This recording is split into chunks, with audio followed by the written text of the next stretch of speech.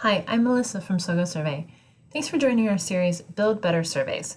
Whether you've already seen part 1 or you'll go back and check it out later, no worries, let's get started with part 2. In part 1, we focused on planning and goals for your survey. Now we're getting into the heart of the survey, questions and content.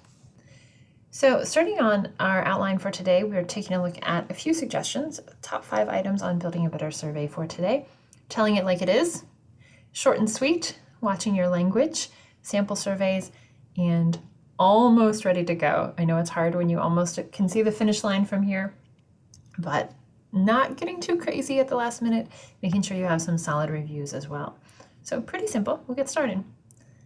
No question, you need the right questions. This means language, structure, having everything in order, having all your ducks in a row, your suit jacket buttoned, whatever it is. Before you send your survey out, you need to make sure that everything is in order.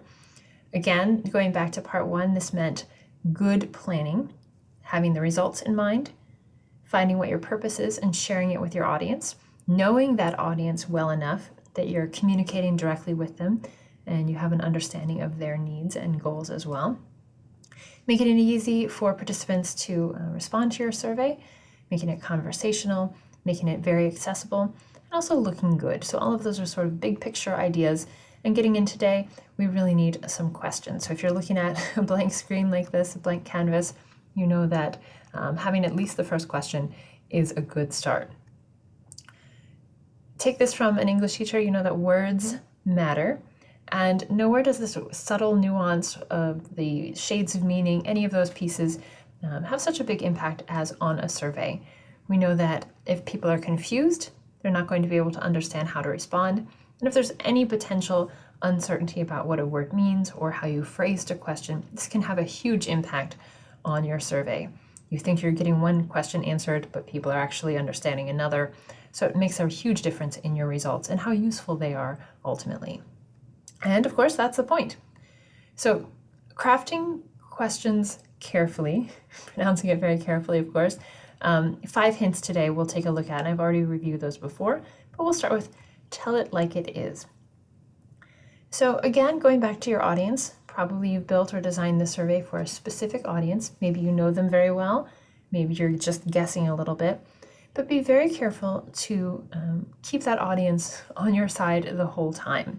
So when you're talking about language, you need to make sure that you're avoiding acronyms or any terms that might seem like jargon to your participants. They might not understand exactly what it is that you're talking about. And asking a clear question itself. Shorter is generally better, yes, but having clear language that avoids any fancy cleverness or any uncertainty. We'll talk a little bit more about this, but just get the facts right out there with your audience in mind so you can be sure that your audience will understand exactly what you're looking for. Short and sweet, I've already mentioned a little bit. Short questions really do make a big difference.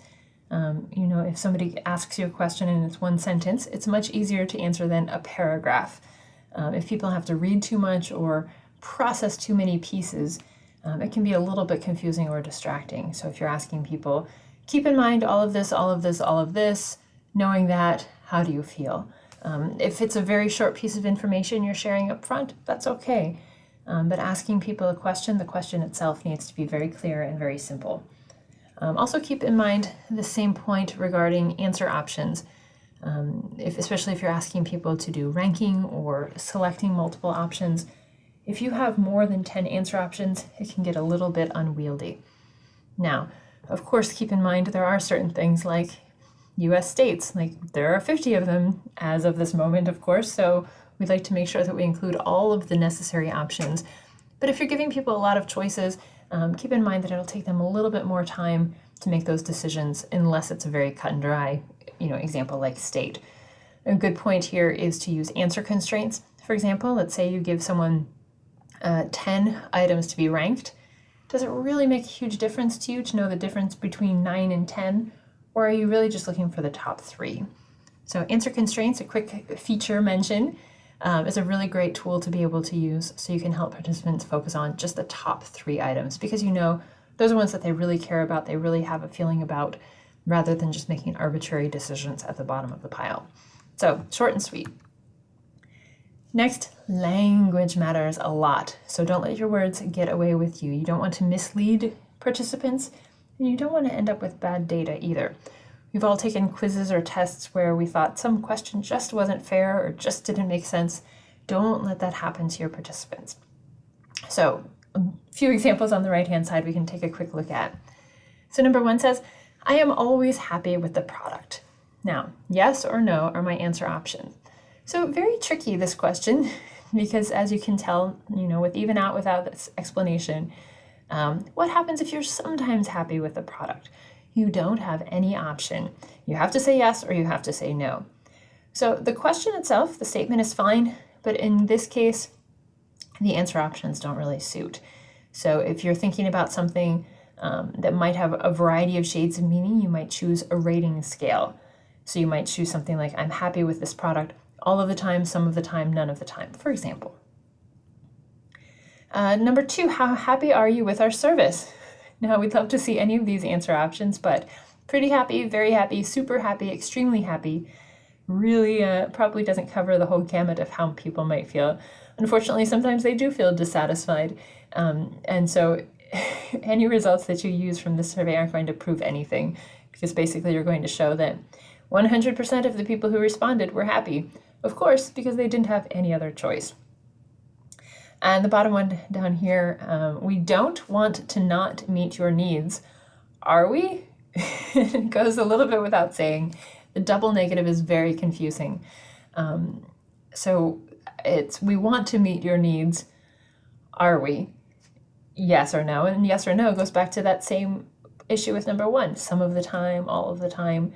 So be very careful with the phrasing of your questions. It's kind of a little bit silly examples here too, but we do see the same problems that people have very regularly, intending to be serious and intending to get some good data. But if you don't have good questions, it's very hard to get good answers.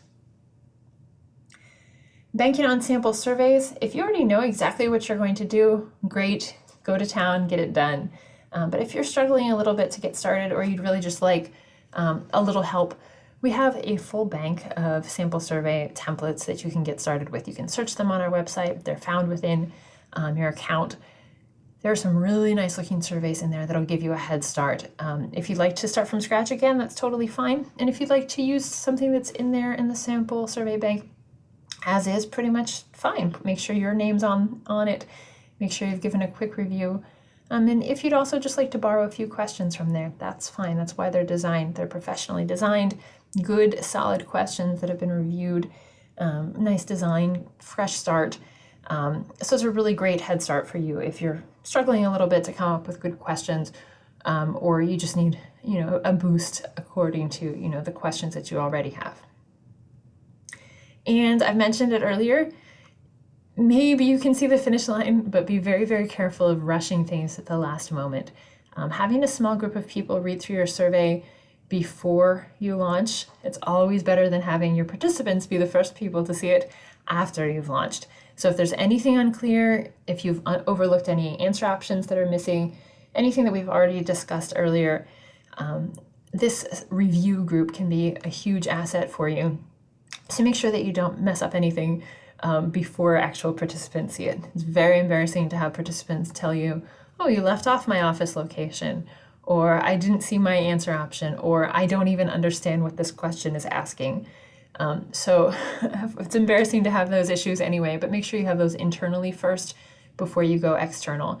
If you have an advisory group that is a part or a subset of that audience group, perfect. That's your ideal audience. So you want to make sure that you've got some representatives reviewing that, especially if you're sending to a very large group. You've spent a lot of time with this project by now. You've been looking at it very closely, and it can be very beneficial to have some fresh eyes but before you pull the trigger. So go to town, get it done. Your content is really the bulk of what's happening. Take it from a vegetarian to say it's really the meat of your survey is having the right questions. But if your participants understand what's going on, it's very clear you're communicating directly with them, and they're able to understand everything that's going on, your response rates will benefit significantly. If you have any questions, you can definitely check out our user guide on our website and just get started. Find out what questions you need to ask, Go ahead and review them many times, and you're off to a great start. Thanks so much for joining us. We look forward to seeing you again soon. In the meantime, visit us online at www.SoGoSurvey.com or hang out with us on social media at SoGoSurvey. See you next time.